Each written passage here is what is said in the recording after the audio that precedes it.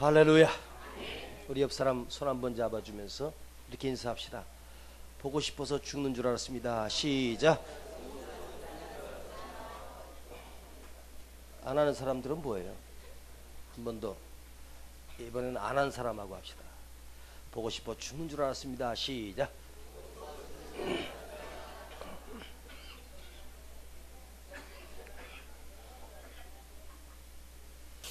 자, 오늘 본문을 보면 49절을 한번 볼까요?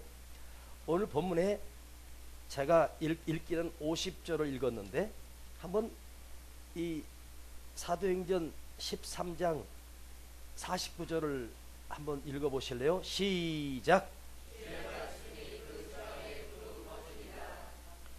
주의 말씀이 그 지방에 두루 퍼지니라. 자, 오늘 요 본문만 가지고 우리가 벌써 세 주 이상을 씨름하고 있는데요. 이제 앞으로 2번 정도만 하면 지긋지긋한 사도행전 13장이 끝납니다. 또 느낌이 오면 5번을 더 할 수도 있고요. 뭐 성경에 한 구절만 붙들고 씨름해도 오늘 메시지가 나오는데, 오늘 주제는 50절에 선동하여라고 하는 말씀입니다. 그들이 이제 시기하고 질투해서 선동까지 나가 결국에는 바울과 바나바를 그 비시디아 안디옥에서 쫓아내버린 거예요. 다른 사람들까지 선동해 가지고요. 그런데 그 본문을 보기 전에 49절에 주의 말씀이 그 지방에 두루 퍼지니라. 그런데 이 49절과 그 앞부분에 있는 시기가 가득하여 핍박하는 사건들이 나옵니다.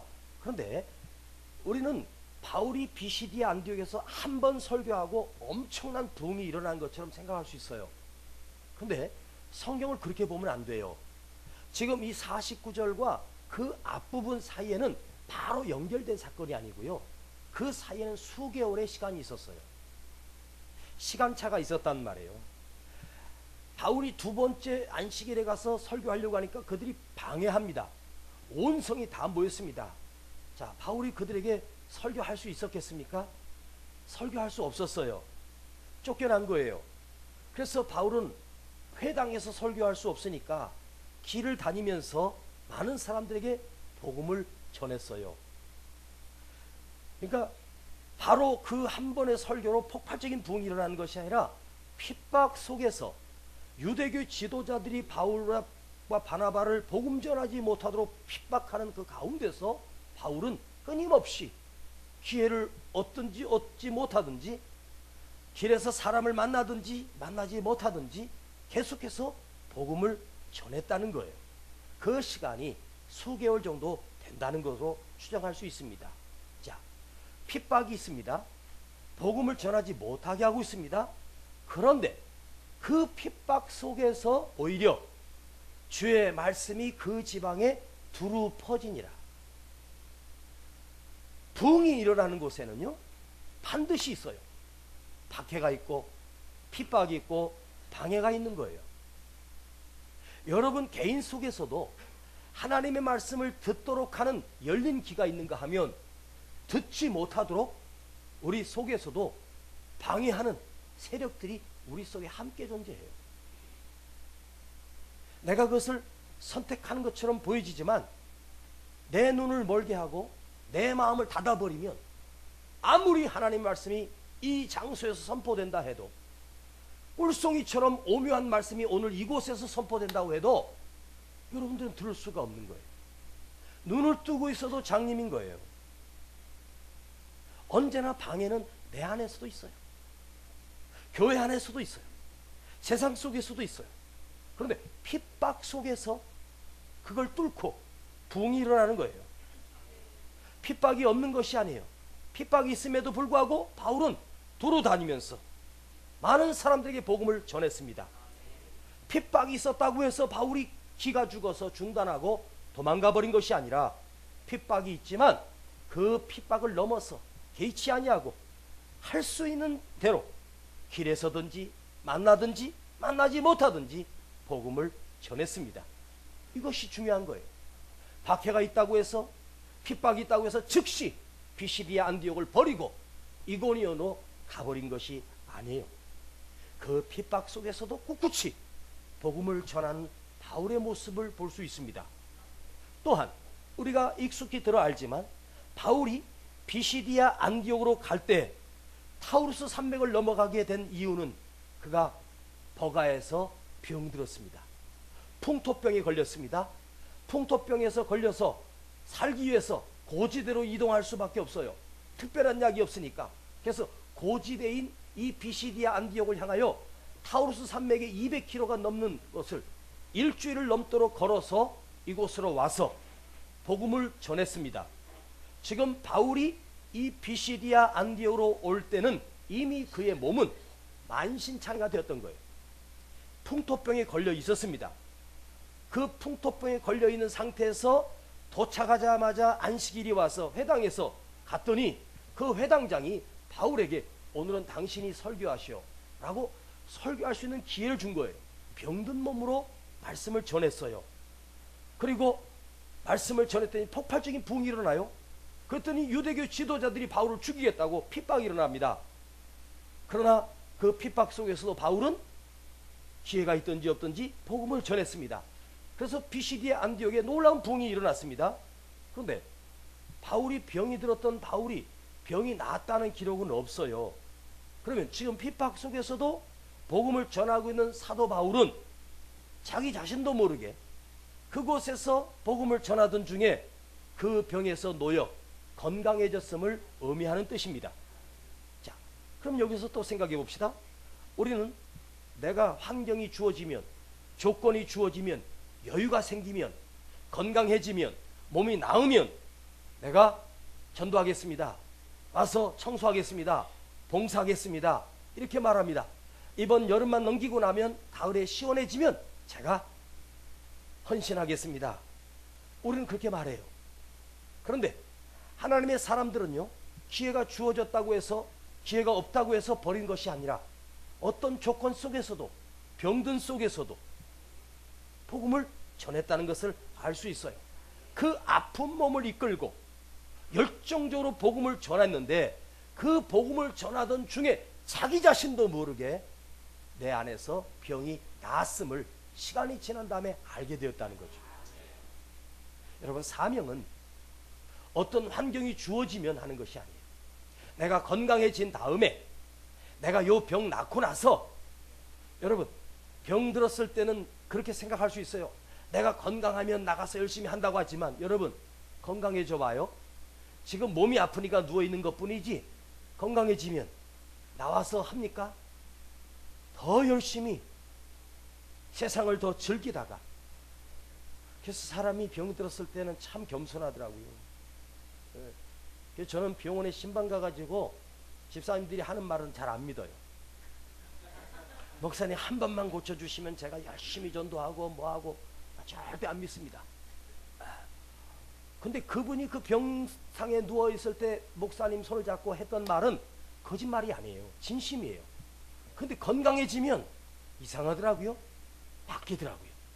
그래서 원래 섬김은요, 병 들었을 때예요. 바쁠 때예요.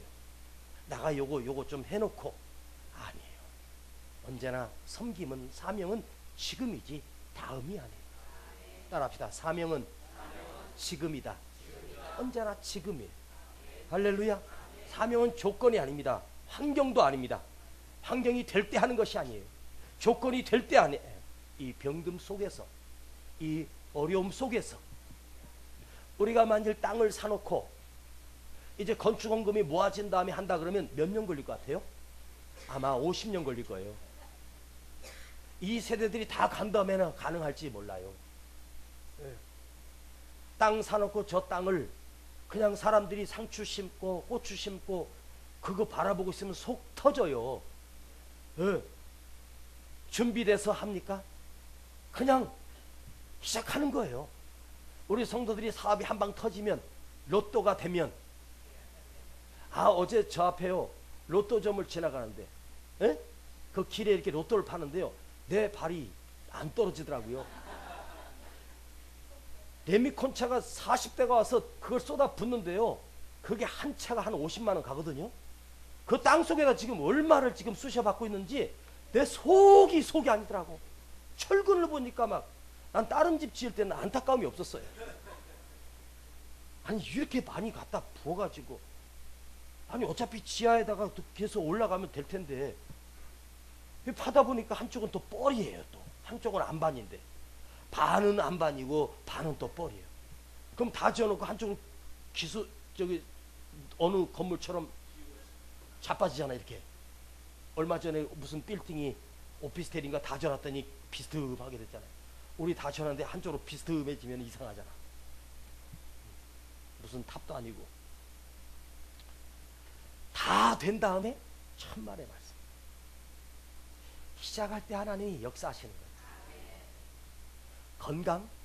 여러분 건강해지면 언제 건강해질 때까지 기다릴까요? 여러분 주의 일은요 자원하는 마음으로 감동되는 마음으로 하는 것이 좋습니다. 그런데 여러분 내 마음을 내가 알잖아요. 이놈의 이 마음이 자원하는 마음이 생길 때까지 기다리면 몇 년 정도 될 것 같아요. 여러분요 참 헌신도 봉사도 그래요. 자원하는 마음이 생길 때까지 기다리면 평생을 기다려도 안 될지도 몰라요. 맞아요. 내가 준비가 되면 아니에요. 저는 언제나 설교를 미완성 설교를 가지고 늘 올라옵니다. 완벽하게 준비되어져 올라온 설교는 한 번도 없었던 것 같아요. 언제는 시간이 여유가 있어서 완벽한 설교 준비를 월요일날 다 끝내버릴 때가 있어요. 너무 잘 돼가지고. 그래서 화요일부터 넉넉해요. 근데 이 설교는요 이번 주 한 주간 내내 나를 속속이더라고요. 어저께도요 5시 반까지 씨름했어요. 이 원고가 다 써지지를 못해가지고 마음은 있는데 너무너무 힘들더라고요.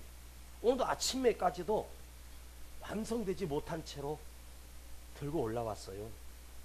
그런데 참 신기한 것은요 내가 미완성이었을 때 부족할 때 주님을 더 의지해요. 하나님 제가 완전히 준비가 안 됐어요. 아직 다 되지 못한 이 메시지를 하나님이 강단에서 만들어주세요. 그런 마음. 준비돼서 하는 건 없어요. 내가 하고자 할 때 하나님이 뒤에서 붙들어 주셔요. 건강해져서 하는 것이 아니에요. 연약한 몸을 이끌고 나와서 쓸고 닦고 봉사하면서 나도 모르게 무릎이, 관절이, 허리가 참 희한하죠. 그 섬김 속에서 하나님이 그 일 할 수 있도록 보세요. 하나님이 당신의 일을 내가 감당할 때 내가 건강이 약해서 지금 절룩거리면서 쓸고 있다면 하나님 보실 때 내 사랑하는 자녀가 내 전을 청소하고 있는데 저 연약한 몸을 그냥 보시겠어요? 그 과정 속에서도 건강 주시고 지혜를 주시고 은혜를 부어주시는 거예요. 아멘. 할렐루야. 성전 건축도 완벽하게 준비되어서 하는 것이 아니에요. 부족하지만 시작하면 또 하는 거예요. 지난주에 또 이제 철근 들어와서 기초공사한다고 업체에서 또 돈이 청구가 들어왔어요. 9천만 원. 그래서 제가 9천만 원 결제해 줬습니다. 정확하게 말하면 부가세까지 해서 9,900만 원. 1억에서 100만 원 모자라는 돈을 제가 도장을 찍어줬습니다. 도장만 찍어주는 거예요. 돈은 은행에서 주는 거고. 야, 그래서 불행한 것이 아니라 행복했어요. 할렐루야. 하나님이 은행도 하나님이 주신 거잖아요. 응? 그거 쓰라고 하나님이 주신 거라고 나는 굳세게 믿습니다. 참 신기해요. 하고자 할 때 지혜 주셔요. 내가 하나님 앞에 섬기고자 할 때 물질도 주셔요. 내 속에서 옹색한 마음으로. 여러분 또 지금 표정이 변합니다. 아 지금 성전 건축하니까 돈 내라는 설교하는구나. 아니에요. 그런 의도는 전혀 제 마음속에 있습니다. 고린도전서 13장 4절로 보면 제가 이 말씀 조금 전에 불렀던 노래예요. 제가 읽어볼게요. 사랑은 오래 참고 사랑은 온유하며 투기하는 자가 되지 아니하며 사랑은 자랑하지 아니하며 교만하지 아니하며 무례히 행치 아니하며 자기의 유익을 굳이 아니하며 성내지 아니하며 악한 것을 생각하지 아니하며 불의를 기뻐하지 아니하며 진리와 함께 기뻐하고 모든 것을 참으며 모든 것을 믿으며 모든 것을 바라며 모든 것을 견디느니라. 자, 이 사랑장에서 사도 바울이 뭐라고 표현했냐면 사랑을 정의하면서 사랑은 뭐뭐뭐뭐이다 라고 하는 긍정문이 7개가 있고 사랑은 뭐뭐뭐뭐 하지 않는다 라고 하는 부정문이 8개가 함께 교차돼서 지금 사랑에 대한 정의를 하고 있습니다. 그런데 오늘 이 부정문 가운데 뭐뭐 하지 아니하며 부정문이죠. 역설적으로 말하죠. 사랑은 투기하지 아니하며부터 시작합니다. 여기에 투기라고 하는 말은 무슨 말이냐면 시기한다는 것과 똑같은 뜻입니다. 사랑은 시기하지 아니하며 2주 전인가요? 제가 시기가 가득하여 라고 하는 설교를 했습니다. 그런데 그들이 시기가 가득하여 이제는 어떻게 했냐면 귀부인과 유력자들을 선동하여 바울과 바나바를 쳐서 매로 쳐서 그 비시디아 안디옥에서 결국은 복음을 전하지 못하도록 그 비시디아 안디옥에서 쫓아내버린 거예요. 누가요? 유대교 지도자들이 선동했습니다. 그런데 그들이 이 선동해서 결국 쫓아내는 것은 뭐뭐부터 시작했냐면 시기부터 출발한 거예요. 자, 시기라고 하는 것은 뭐죠? 라이벌을 느꼈다는 거예요. 질투를 느낀 거예요. 자, 라이벌은 제가 이렇게 설교했습니다. 같은 물을 마신다는 거예요. 라이벌이라고 하는 말은 리버, 강이라는 뜻이에요. 강에서 나왔다는 말은 같은 물을 마시기 때문에 라이벌이 된 거죠. 제가 그때 이렇게 말했습니다. 이승엽 선수하고 박주영하고 박지성하고 라이벌이 될 수가 없어요. 박지성은 축구의 물을 먹었고 이승엽은 야구라는 물을 먹고 있어요. 예를 들어서 이승엽하고 이대호가 라이벌이라고 한다면 뭐 그럴 수 있죠.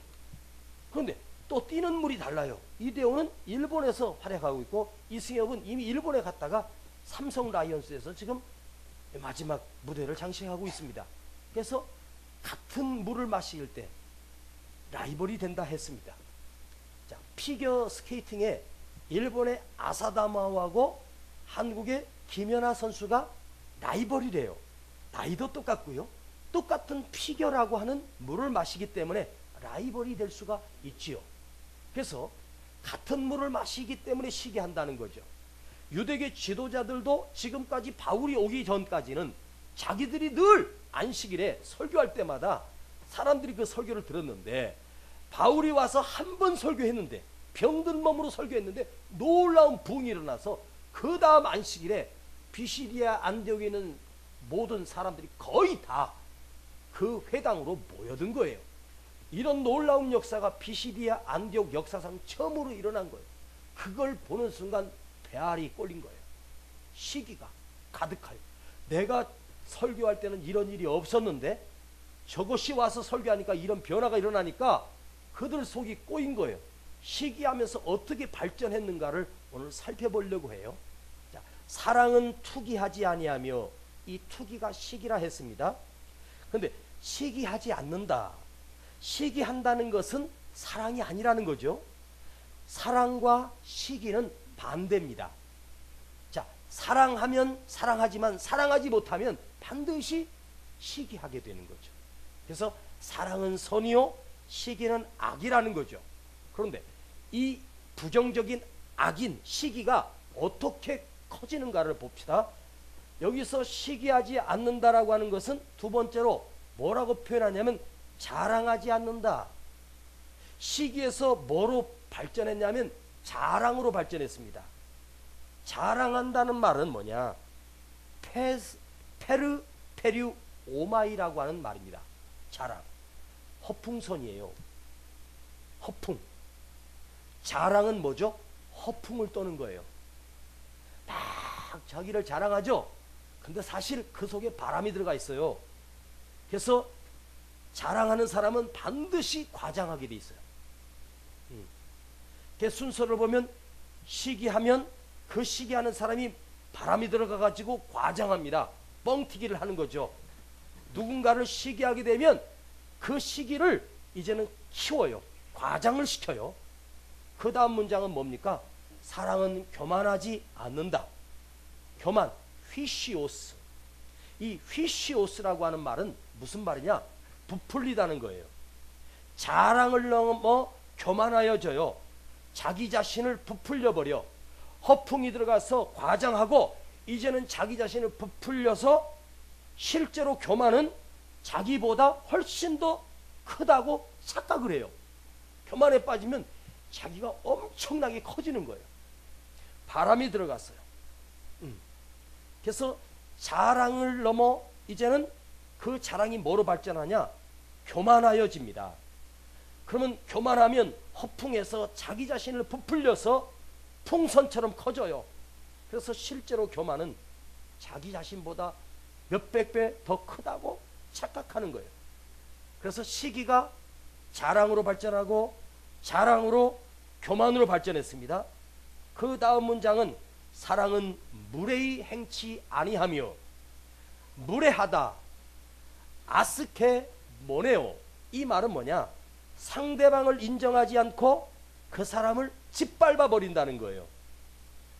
무례히 행한다라고 하는 말은 그 사람을 존경해야 되는데도 불구하고 존경하지 않고 짓밟아 버리는 것을 의미합니다. 마지막으로 사랑은 자기의 유익을 구하지 않는다. 자, 유익이라고 하는 말은 원문을 번역해 보면 자기 유익. 이 말은 뭐냐? 이득을 얘기하는 것이 아니에요. 자기 감정, 자기 기분을 말합니다. 자기 기분에 집착하고 자기 감정에 집착해요. 그래서 이기적인 인간이 돼버리는 거예요. 자기 유익을 구한다라고 하는 말은 자기 이기적인 생각에 매여서 자기 기분이 중요하고 자기 감정이 중요한 거예요. 여러분, 주위에서 보면 성격이 파닥파닥 뒤집히는 사람 있죠? 있어. 그래서 자기 기분이 중요해. 내 기분만 중요해. 내 감정만 중요해. 남의 기분은 생각하지 않아요. 자기 기분에 빠져 있어요. 이 사람은 이미 시기에 붙들려 있는 거예요.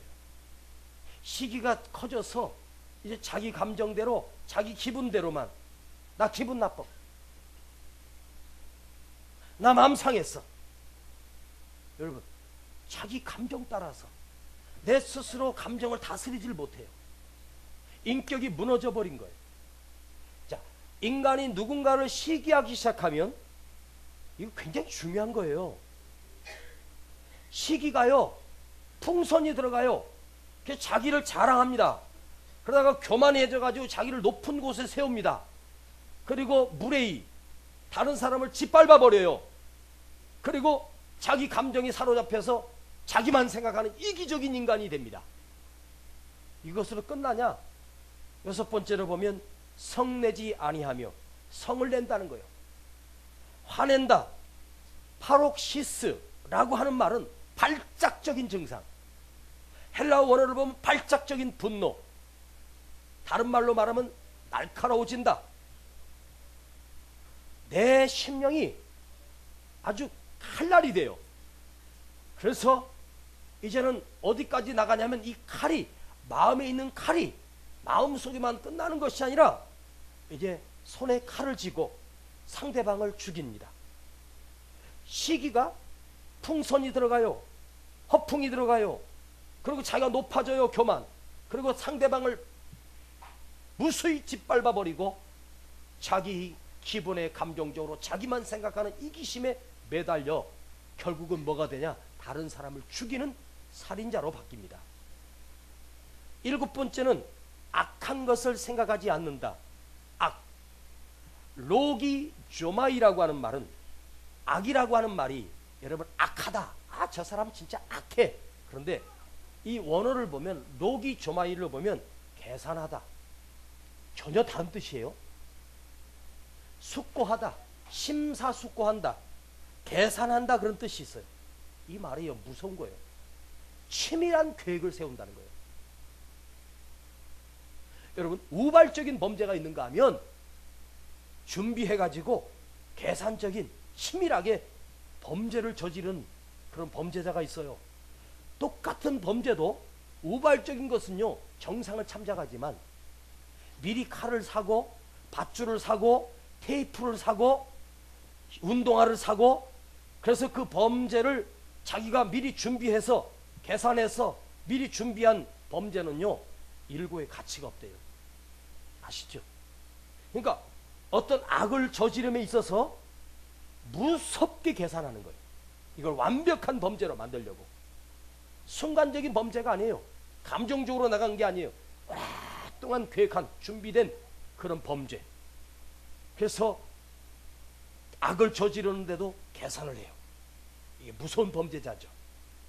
마지막으로 사랑은 불의를 기뻐하지 않는다. 불의를 기뻐한다는 것은 불의를 저지르고 스스로 자기 만족에 빠지는 거예요. 여러분 악한 사람은요 더 악해져야만 악을 범할 수 있어요.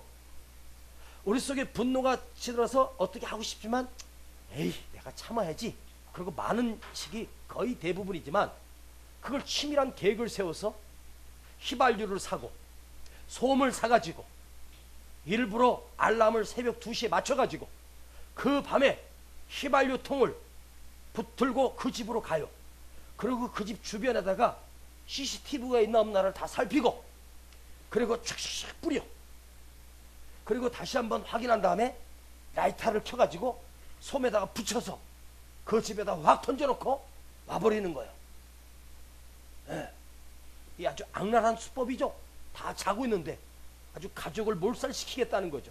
그런데 그렇게 해가지고 불이 활활 타올라서 그 집이 다 타고 있어요. 태제를 부르고 있는 거예요. 그걸 기뻐하는 거예요. 불의를 기뻐하지 않는다. 사랑은 불의를 기뻐하지 않는다는데 미움은 시기는 불의를 기뻐한다는 거죠. 자기 만족에 빠지는 거예요. 시원한 거죠. 영화에 나오는 그 악한 악당들의 모습, 악을 저질러 놓고도 좋아하는 거예요. 야, 그러면서 우리는 그걸 보면서 저렇게 악할 수가 있나? 네? 여러분 다시 한번 정리합니다. 내 마음에 미움이 찾아와요. 시기가 찾아오면 이것이 시작되면 시기로 끝나지 않아요. 시기는 반드시 발전해요. 자기 자신을 업적을 과장하고 자기를 높은 곳에 앉히려는 교만으로 위장하고 상대방에게 돌아갈 존경과 명예를 짓밟아버리고 그리고 그것을 부정해버리고 비난하고 이제는 자기 감정에 도취되어서 자기 기분에 도취되어서 자기 기분대로 움직입니다. 그리고 내가 손해봤다고 생각하고 저 놈에게 내가 침해당했다고 여기는 순간 날카로운 흉기를 듭니다. 그리고 상대방을 죽여버립니다. 그리고 계획하며 상대를 칼로 찔러 죽이고 자기 만족에 묻혀서 기뻐하는 거예요. 속 시원하다. 이것이 악한 시기에서 출발해서 결국 죽이는 데까지. 여러분 가인이 아벨을 죽일 때 어떻게 시작해서 시기가 출발해서 왜 하나님이 저놈만 더 사랑하고 나는 미워한다고 생각하는 거예요. 그래서 카인이 아무도 없는 곳에서 아벨을 돌로 쳐 죽였습니다. 그리고 묻어버렸습니다. 그러나 하나님은 아셨습니다. 요셉의 형들도 요셉을 처음엔 죽이려고 그 들판에서 만났을 때 처음에는 뭐였어요? 시기였어요. 시기가 죽이려고 웅덩이에 넣었다가 어떻게 해서 애국으로 노예 상인들에게 자기 동생을 팔아버려요. 뭐로 출발해서? 시기로 출발해서. 그리고 양의 피를 요셉의 옷에다 묻혀서 아버지에게 슬픈 얼굴로 가면서 아버지 요셉이 사자에게 이러면서 거짓말을 해요. 그리고 그 아버지 야곱이가 자기 사랑하는 요셉의 그 옷을 붙들고 막 슬피 울어요. 그런데도 그 형들 10놈이 넘게 아버지가 슬픔에 잠긴 것을 사실을 말 안 해요. 20년이 넘도록. 아버지는 끝까지 죽은 거로 알고 있어요. 이런 불효자식이 어디 있습니까? 어떻게 형제들 사이에서 나중에 어떻게 비밀이 탄로나가지고 2년 만에 3년 만에 야곱이가 자기 아들이 애굽에 노예로 팔려갔다는 것을 알게 하지 않아요. 참 지독하죠. 여러분, 그런 악이 내 속에는 없을까요? 여러분, 그 영화에 나오는 악당의 그 악랄한 모습이 내 속에는 과연 없을까요? 내가 시기하고 질투하는 대상이 생기면, 내 속에 잠재되어 있는 악이 부활하면, 이 악이 커지면, 점점점 허풍이 되고 풍선처럼 커지면, 나도 그 영화에 나오는 그 악당보다 더 무서운 범죄자가 나도 될 수 있어요. 여러분, 교도소에 있는 범죄자들은 처음부터 태어날 때부터 아니에요. 그들도 우리보다 더 순수했고 그들도 우리보다 더 착한 사람이 많아요. 그런데 뭐가? 시기가 가득하면서부터 이렇게 무서운 자로 변질되어 버린다는 거예요. 그 악함이 그대에게는 없어요? 나에게는 없어요? 여러분, 내가 내 속에 품었던 생각을 실행하지 못했을 뿐이지, 속에 있는 그 생각을 밖으로 들통이 났다면 우리는 얼마나 악한 자입니까? 얼마나 교묘한 자고 술수를 부리는 자입니까? 여기 예배 시간에 하나님 말씀을 듣고 앉아있다고 해서 내가 거룩한 자가 아니라는 것입니다. 그런데 이 짓을 했던 사람들이 누구였습니까? 유대교의 지도자들이었습니다. 하나님을 섬기는 사람들이 이번에는 그 분노가 이제는 안 돼서 사람들을 가서 그 성에 있는 유력자들, 귀부인들, 존경받는 사람들을 선동했습니다. 그리고 함께 선동해서 이제 바울과 바나바를 죽이려고 합니다. 이런 짓을 누가 했다고요? 하나님을 모르는 자들이 아닙니다. 하나님을 잘 아는 사람들입니다. 이번 구원파의 대변인이 나와서 인터뷰를 하는 게 뉴스에 나왔습니다. 근데 이런 말을 하더라고요. 자기 자신들은 유병원을 절대로 교주로 모시지 않는다는 거죠. 우리가 믿는 것은 하나님을 믿는데요. 우리가 믿는 것은 성경을 믿는데요.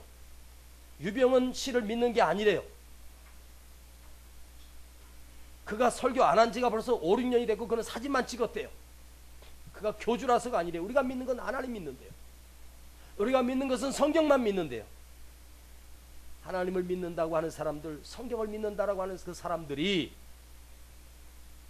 자기 이득을 위해서 배를 얼마든지 엉터리로 개조하고, 문제가 있는 것을 수없이 보고 봤음에도 불구하고 그대로 덮어 돈 버는 데만 혈안이 되어서 이런 참사가 일어났습니다. 성경을 믿는다는 사람들이었습니다. 하나님을 믿는다는 사람들이었습니다. 여러분, 교회를 흔들고 선동하는 사람들이 교회 밖에 있는 사람들이 아닙니다. 어디에 있느냐? 교회 밖에 있는 것이 아니라 교회 안에 있었습니다. 평신도였습니까? 아닙니다. 교회 온 지 얼마 안 되는 평신도의 말을 누가 듣겠습니까? 그 교회 오랫동안 몸담고 있고 직분도 존경받는 위치에 있는 사람들, 그런 사람들이 바로 선동하는 자들이었습니다. 교회 지도자들이었습니다. 더 무서운 것은 선동하는 이 무서운 악이지만, 이 무서운 선동하는 자에게 선동당하는 무례한 자, 선동당하는 무지함이 함께 있습니다. 더 큰 문제는 누가 나를 선동하면 나는 함께 그 선동에 빠진다는 거죠. 그런데 보세요. 누군가가 선동할 때 있는 그대로 합니까? 아닙니다. 반드시 과장합니다. 없는 것까지 있는 것처럼 만들어버립니다. 왜? 선동을 하려면 없던 것도 있는 것처럼 부풀려야 선동이 되잖아요. 그게 선동이에요. 선동하는 심리는 뭡니까? 자기는 자신은 마치 겸손한 사람이고, 자기 자신은 깨끗한 사람이고, 자기 자신은 진실한 것처럼 자기 자신을 포장해서 그 상대방을 선동할 때 또한 상대를 높입니다. 집사님밖에 없어. 권사님밖에 없어. 권사님 참 우리 교회를 사랑하고 참 그렇게 많이 헌신하고 아주 상대방을 막 그냥 막 풍선을 띄워서 교만하게 만듭니다. 그 다음에 사실은 집사님 있잖아. 집사님만 알고 있어야 돼.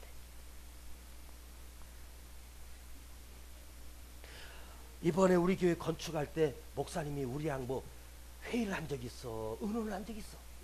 일방적으로 광고만 했잖아.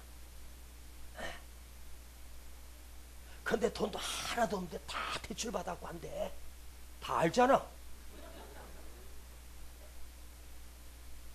여러분들이 돈이 있으면 내가 뭐 하려고 은행에서 돈 갖다가 짓겠어요. 여러분 주머니 털어가지고 짓지. 그러면서 사실은 은행에서 10억만 대출 받는 게 아니고 10억 5천 대출 받는데. 무슨 10억 5천이요? 12억 5천입니다.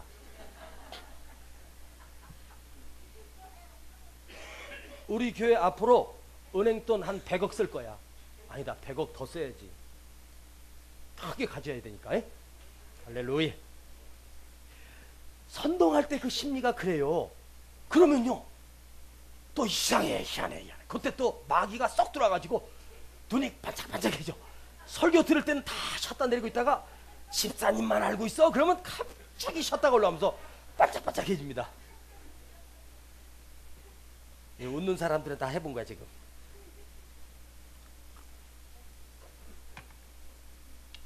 그래가지고 포장을 하고 과대 포장하고, 내가 사실은 말이야 집사님, 권사님, 장로님, 내가 지금 참다 못해서 내가 얘기하는 거야. 그러면요 그 말이 막 사실인 것처럼 지금 언론이 막 과장하고 포장하고 국민을 선동합니다. 그 이번에 국무총리 지명된 분이 장로님입니다. 그분이 그 온누리교회에서 이런 강연을 했더라고요. 일본에 압제하고 공산권 된 것은 하나님이 우리나라를 축복하셔서 그 시련을 통해서 우리 민족을 강하게 하시려고. 저도 그 설교 많이 했거든요. 응? 김일성이 없었으면 우리가 이렇게 뜨겁게 기도했겠어요? 그런 핍박 속에서 교회가 성장한 거잖아요. 핍박이 없으면 교회는 성장할 수가 없어요.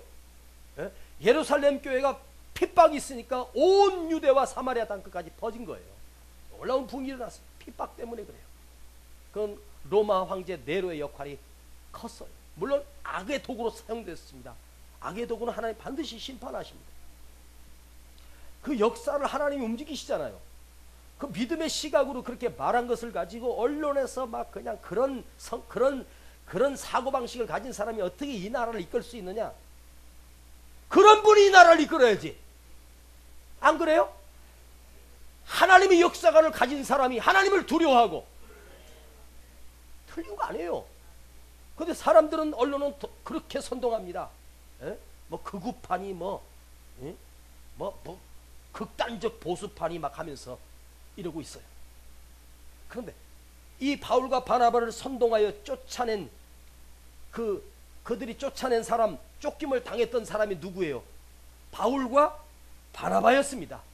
여러분, 바울이 그 성에 들어가서 강도짓을 했습니까? 그 사람들을 괴롭혔습니까? 그 사람들을 생명으로 살려낸 사람들입니다. 거룩한 하나님의 종 사도 바울이었습니다. 선동했던 자들은 누구였다고요? 유대교의 지도자들이었습니다. 선동당한 자는 경건한 귀부인과 유력자들, 그 비시리아 안디옥의 모든 사람들에게 존경받는 지도자들을 선동했습니다. 교회 지도자들, 존경받는 자들입니다. 그들이 무슨 짓을 했습니까? 하나님을 대적하는 어리석은 자가 되었습니다. 무엇으로 선동했습니까? 하나님의 말씀으로 선동했습니다. 이게 중요한 거예요. 하나님의 말씀을 빙자하여 하나님의 말씀으로 포장하여 선동한 거예요. 교회가 갈라지고 깨질 때 지금 한국교회가 얼마나 많은 시련을 겪고 있습니까?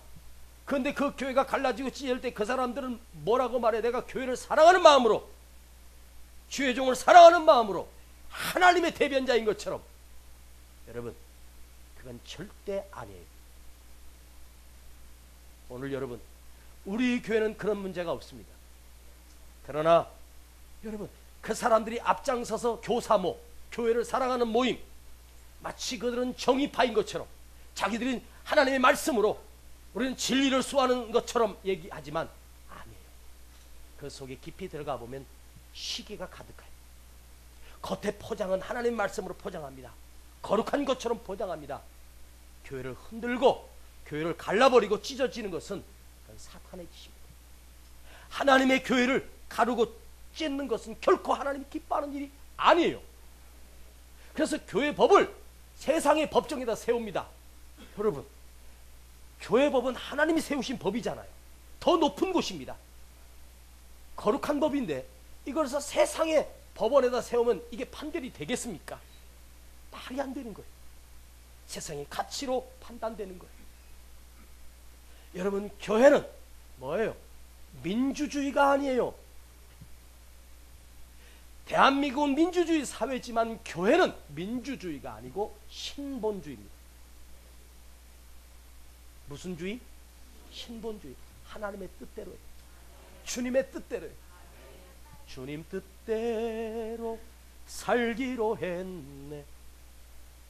내 주여 뜻대로 행하시옵소서. 우리는 하나님의 뜻에 순종하는 사람이에요.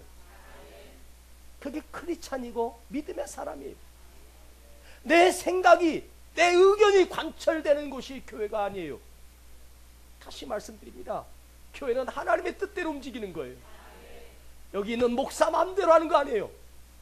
하나님이 무엇을 기뻐하는가를 고민하며, 하나님의 뜻이 무엇인가를 고민하며, 인간의 뜻대로 하지 않으려고 인본주의, 자유주의, 해방주의가 교회 안에 들어와서 판치고 있을 때에 나 자신도 하나님의 뜻을 범하는 것은 아닌가 생각하고, 무엇이 하나님의 뜻인가를 생각하며, 내게 맡겨진 이 임시직이지만 지도자로서 하나님의 뜻대로 하려고 저 자신도 몸부림치고 있습니다. 그런데 우리는 하나님의 말씀으로 포장하여 누군가를 선동하면 안 됩니다. 하나님의 말씀을 빙자하여 하나님의 뜻인 것처럼 말입니다. 이 선동이 피시디아 안디옥에만 있었던 것이 아니에요. 바울이 가는 곳마다 번번하게 있었습니다. 아니, 지금 이 시대 교회 안에서도 이루어지고 있다는 뜻입니다. 사랑하는 성도 여러분, 오늘 우리는 이 말씀을 듣고 계십니다. 어떤 경우에도 내가 사람을 선동하는 악행도 범치 않아야겠고, 또한 어리석어서 선동을 당하는 어리석음을 범치 않는 지혜로운 그리스도인으로 살아가기를 원하신다면 그것은 하나밖에 없습니다. 하나님의 말씀 위에 내가 굳게 서는 것입니다. 진리의 말씀에 나를 바르게 세우는 것입니다.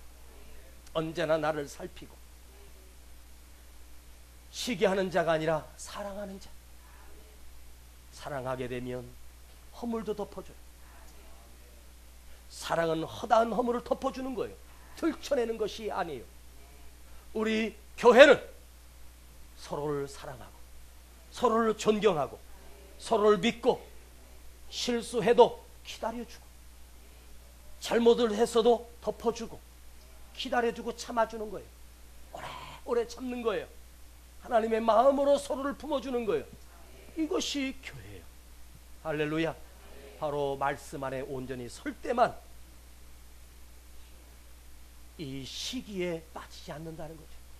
내가 나도 모르게 누군가를 시기하면서 질투하면서 거기에 미끄러져 들어가면 결국은 나중에는 살인자가 되고 선동하는 자가 될 수밖에 없습니다. 또한 선동을 당하는 어리석은 자가 되지 않기를 주님의 이름으로 축원합니다.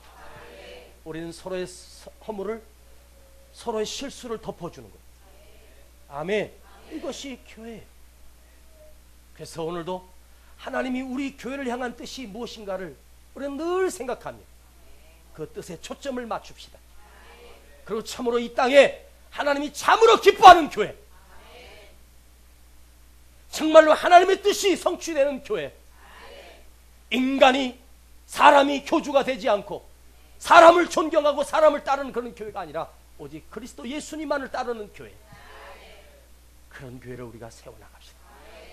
앞으로 우리 교회는 성남을 살리는 교회가 될 것입니다. 기다려 보십시오. 놀라운 교회로 우리 교회가 성장할 것입니다. 아멘. 기도합시다.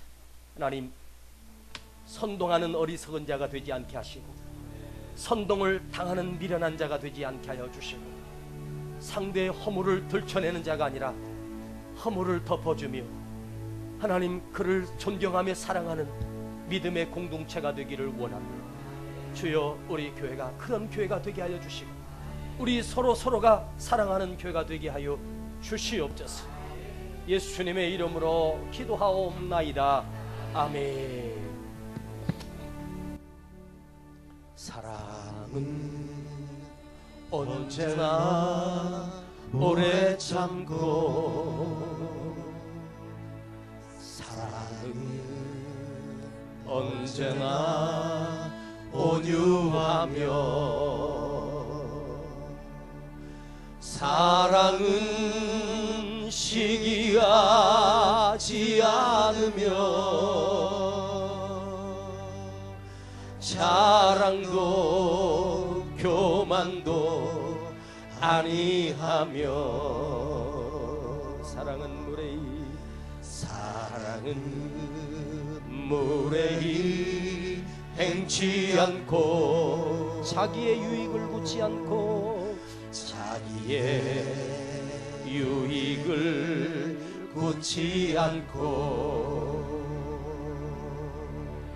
사랑은 성내지 아니하며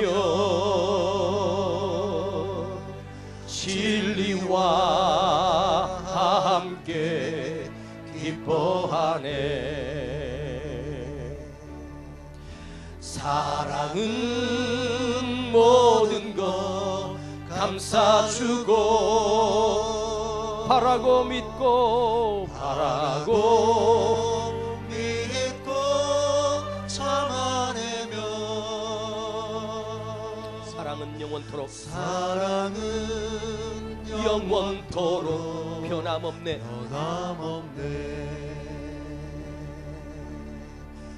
믿음과 소망과 사랑은 이 세상 끝까지 영원하며 믿음과 소망과 사랑 중에 믿음과 소망과 사랑 중에 그 중에 제일은 사랑이라. 우리 다 같이 일어나셔서 사랑은 모든 것 감싸주고 바라고 믿고 참아내며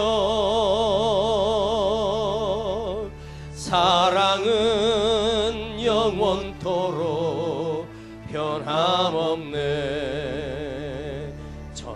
전사의 말을 하는 사람도 사랑 없으면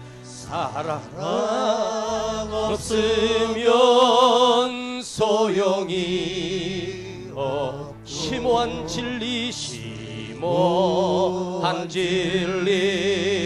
깨달은 자 울리는 징과